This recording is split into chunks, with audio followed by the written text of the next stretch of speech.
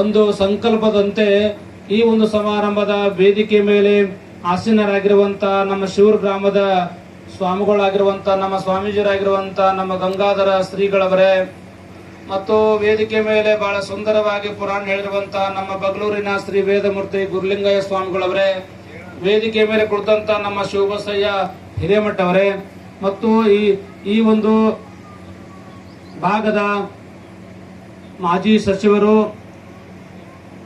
ಎಲ್ಲ ಸಮುದಾಯಗಳ ನಾಯಕರು, ಅಭಿವೃದ್ಧಿ ಹರಿಕಾರರಾಗಿರುವಂತಹ ನೇರ ನುಡಿಯ ವ್ಯಕ್ತಿಗಳಾಗಿರುವಂತಹ ನಮ್ಮೆಲ್ಲರ ಅಚ್ಚುಮೆಚ್ಚಿನ ಸಾಹೇಬರಾಗಿರುವಂತಹ ಸನ್ಮಾನ್ಯ ಶ್ರೀ ಮಾಲಿಕಯ್ಯ ಗುತ್ತೇದಾರ ಸಾಹೇಬ್ರವರೇ, ಈ ವೇದಿಕೆ ಮೇಲೆ ಆಸೀನರಾಗಿರುವಂತಹ ಮಾಜಿ ಜಿಲ್ಲಾ ಪಂಚಾಯತ್ ಸದಸ್ಯರು, ಗುರುಲಿಂಗ ಜಂಗಮ ಪ್ರೇಮಿಗಳಾಗಿರುವಂತಹ ಕರಜಗಿಯ ಶ್ರೀ ವೇದಮೂರ್ತಿ ಸಿದ್ದಯ್ಯ ಬಳ್ಳಯ್ಯ ಹಿರೇಮಠ ಅವರೇ ಮತ್ತು ಕರಜಗಿಯ ಮಾಜಿ ತಾಲೂಕಾ ಪಂಚಾಯತ್ ಅಧ್ಯಕ್ಷರಾಗಿರುವಂತಹ ನಮ್ಮ ಸಿದ್ದು ಅಳಗೋದಿಯವರೇ, ಬಸಣ್ಣ ಅಳಗಿಯವರೇ, ಸಂಗೀತ ಕಲಾವೃಂದವೇ, ಮಹಾಜನರೇ, ತಾಯಂದ್ರೆ, ತಮ್ಮೆಲ್ಲರಿಗೆ ಶರಣಾರ್ಥಿಗಳು.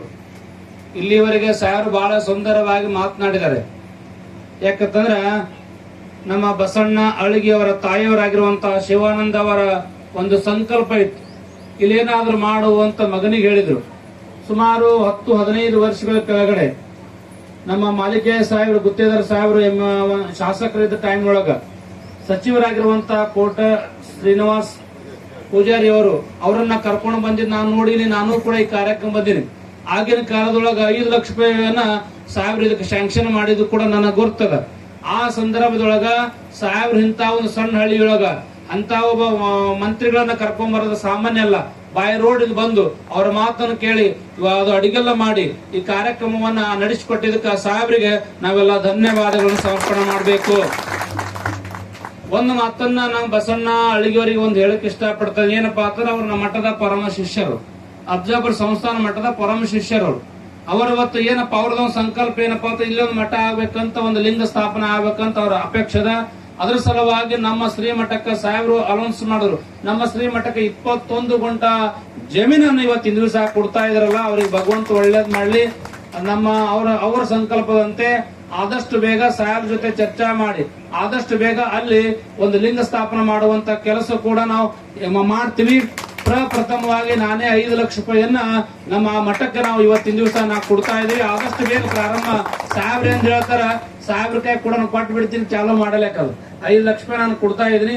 ಆದಷ್ಟು ಬೇಗ ಅವರ ಸಂಕಲ್ಪದಂದ್ರೆ ನಾವು ಸಂಕಲ್ಪವನ್ನ ಇವತ್ತು ಮಠ ಕೊಟ್ಟಿರತ್ತಂದ್ರೆ ನಾವು ಸಂಕಲ್ಪವನ್ನ ನಾವು ಅವರ ಸಂಕಲ್ಪವನ್ನು ನೆರವೇರಿಸುವಂತ ಧರ್ಮ ನಮ್ದದ. ಯಾಕಂದ್ರ ಗುರವೇ ಸರ್ವಲೋಕಾನಂ ವಿಷಜಯ ಭವರೋಗಿಣಂ ನಿಧಯೇ ಸರ್ವ ವಿದ್ಯಾನಂ ದಕ್ಷಿಣಾಮೂರ್ತಿ ನವ ಅಂತ ಹೇಳ್ಯಾರ.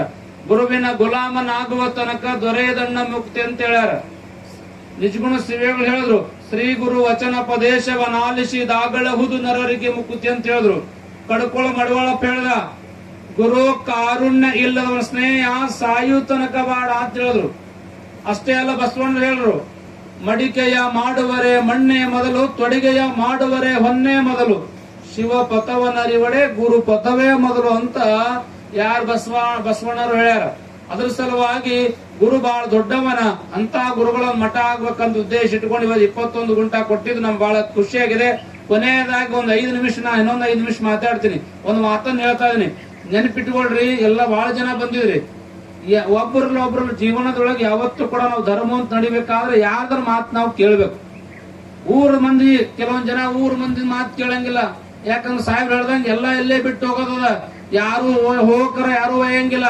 ಏನು ನೀವು ಗಳಿಸಿದ್ರು ಕೂಡ, ನೀವು 100 ಎಕರೆ ಗಳಿಸಿದ್ರು ಕೂಡ ನಿಮ್ ಮಕ್ಕಳು ಹೋಗೋ ಟೈಮ್ ನೊಳಗ ಒಳಗಿಡೋ ಟೈಮ್ ನೊಳಗ ಒಂಚೂರು ಬಂಗಾರ ಕೂಡ ಇಡಂಗಿಲ್ಲ. ಅದು ನೆನಪಿಟ್ಕೊಳ್ರಿ.